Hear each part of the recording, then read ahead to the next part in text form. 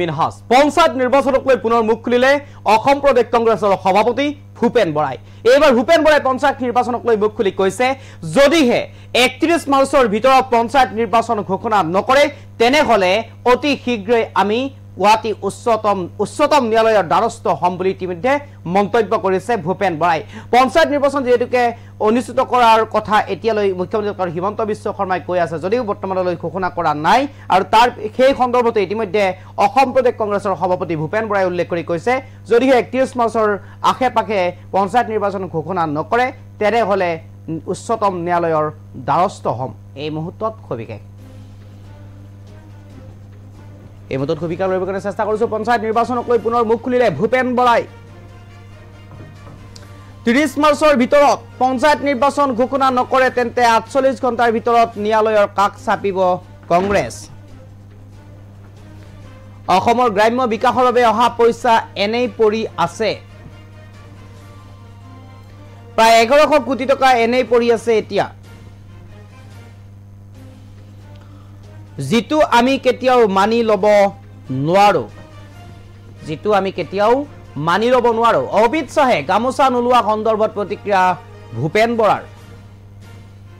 অমিত শ্বাহে গলত গামোচা নোলোৱাৰ সন্দৰ্ভত প্ৰতিক্ৰিয়া ব্যক্ত কৰিছে ভূপেন বৰাই। মুখ্যমন্ত্ৰীয়ে দিয়া গামোচা নোলোৱাটো জাতিটোৰ প্ৰতি দায়বদ্ধতা নথকাটোই বুজায়।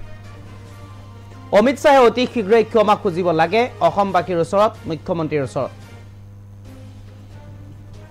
এই মন্তব্য অসম প্ৰদেশ কংগ্ৰেছৰ সভাপতি ভূপেন বৰাৰ। যদিহে ৩০ মাৰ্চৰ আশে পাশে যদিহে পঞ্চায়ত নিৰ্বাচনৰ কথা ঘোষণা নকৰে তেনেহলে অতি শীঘ্ৰেই উচ্চতম ন্যায়ালয়ৰ দ্বাৰস্থ হম বুলিও মন্তব্য কৰিছে। ৪৮ ঘণ্টাৰ ভিতৰতে উচ্চতম ন্যায়ালয়ৰ দ্বাৰস্থ হম বুলি মন্তব্য কৰিছে অসম প্ৰদেশ কংগ্ৰেছৰ সভাপতি ভূপেন বৰাই। লগতে কেইবাটাও বিষয়ত হিমন্ত বিশ্ব শৰ্মাক থকা সৰকা কৰিলে, কটাক্ষ কৰিলে কথাৰে। আনহাতে অমিত শ্বাহ অসম ভ্ৰমণৰ সময়ত আৰৰণি জনোৱাৰ সময়তে বৰঝাৰ বিমানবন্দৰত যোৰহাট বিমানবন্দৰত যেনেদৰে গলত গামোচা নোলোৱা এটা ভিডিঅ' সামাজিক মাধ্যমত ভাইৰেল হৈছিল, সেই ভিডিঅ' সম্বন্ধেও ইতিমধ্যে প্ৰতিক্ৰিয়া ব্যক্ত কৰিছে ভূপেন বৰাই।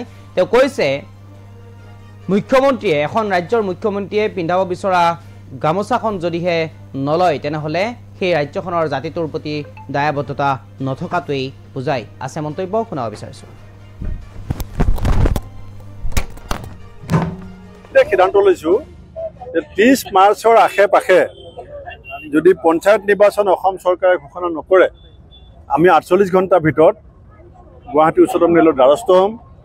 আৰু আমাৰ দৃঢ় বিশ্বাস আছে যে ন্যায়ালয়ে পঞ্চায়ত নিৰ্বাচন কৰাটো বিচাৰিব, কাৰণ অসমৰ গ্ৰাম্য বিকাশৰ কাৰণে অহা পইচা প্ৰায় ১১০০ কোটি টকা এতিয়া অব্যৱহৃত হৈ পৰি আছে, যিটো আমি কেতিয়াও মানি ল'ব নোৱাৰোঁ। সেইকাৰণে আমি চৰকাৰক কৈছোঁ যে হয় পঞ্চায়ত নিৰ্বাচন ঘোষণা কৰক, নহ'লে আমাক কোৰ্টলৈ যাবলৈ বাধ্য নকৰিব। অমিত শ্বাহ ডাঙৰীয়াই অসমৰ গামোচাক অপমান কৰা এটা চাওক, গামোচা যিখন তেওঁ কাণত ল'বলৈ ইচ্ছা নকৰিলে সেইখন কোনে দিছিলে? অসমৰ মুখ্যমন্ত্ৰী হিমন্ত বিশ্ব শৰ্মাই দিছিলে। মুখ্যমন্ত্ৰীজনে দিয়া গামোচাখন যদি তেওঁ কাণত ল'বলৈ বেয়া পায়, জাতিটোৰ প্ৰতি তেওঁ দায়বদ্ধ কিমান? জাতিটোৰ আত্মসন্মান আৰু স্বাভিমানৰ প্ৰতি তেওঁ যিটো ভুকুটি পিছদিনাখন আকৌ লৈছে, কাৰণ যেতিয়া গম পালে ছ'চিয়েল মিডিয়াত হুলস্থুল হ'ল, বিভিন্ন দল সংগঠনে হুলস্থুল কৰিলে, তেতিয়া ভোট হেৰাব বুলি ভয়ত গামোচা লৈছে। গতিকে মই ভাবোঁ যে অমিত শ্বাহ ডাঙৰীয়াই এইটো অসমীয়া জাতিৰ প্ৰতি এটা অপমান কৰিছে আৰু তেওঁ ক্ষমা খুজিব লাগে জাতিৰ ওচৰত। বিজেপিয়ে আকৌ কৈছে যে এসময়ত ৰাহুল গান্ধী ডাঙৰীয়াও গামোচা দলিয়াই দিছিল, গতিকে এইটো ইমান ডাঙৰ কথা নহয়। নহয়, অমিত শ্বাহ ডাঙৰীয়া দেশৰ গৃহমন্ত্ৰী, অসমৰ মুখ্যমন্ত্ৰীয়ে গামোচা দিছে।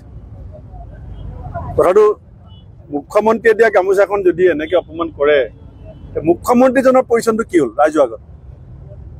আপুনি এইটো কথা চিন্তা কৰে। আৰক্ষীয়ে আপোনালোকৰ মুখপাত্ৰজনক জেলত ভৰাই দিছে, আপোনালোকৰ কেনেকুৱা স্থিতি হ'ব? চাওক,